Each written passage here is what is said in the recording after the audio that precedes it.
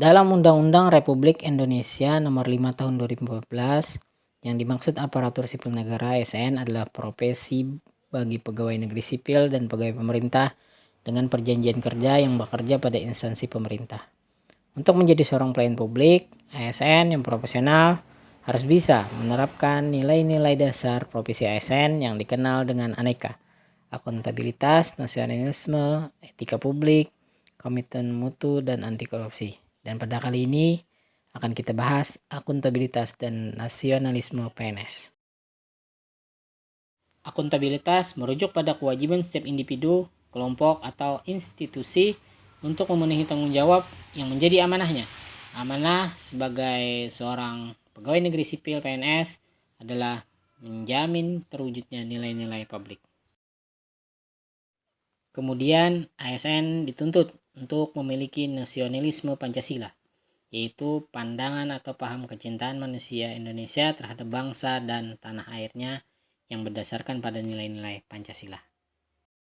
Tuan Ketua, apabila kita sekarang di sini kita akan menceritakan salah satu tokoh yang sangat berakuntabilitas dan berjiwa nasionalisme, yaitu mantan Wapres Muhammad Hatta.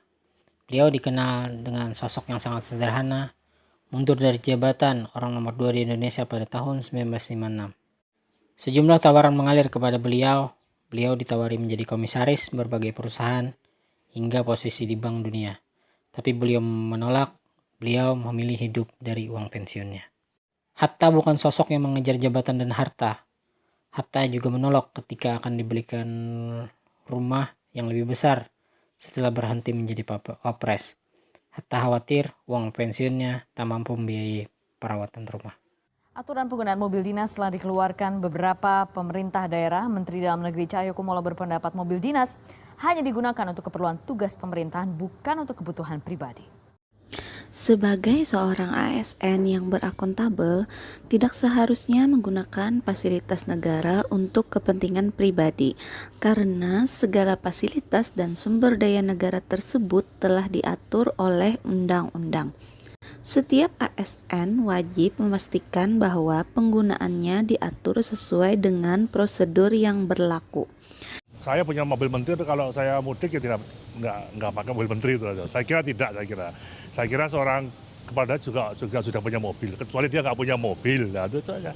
Kecuali dia pada hari Idul Fitrinya berkunjung di satu tempat yang ketemu masyarakat, itu nggak ada masalah. Tapi kalau pulang kampung, nah, saya kira kalau nggak, apanya?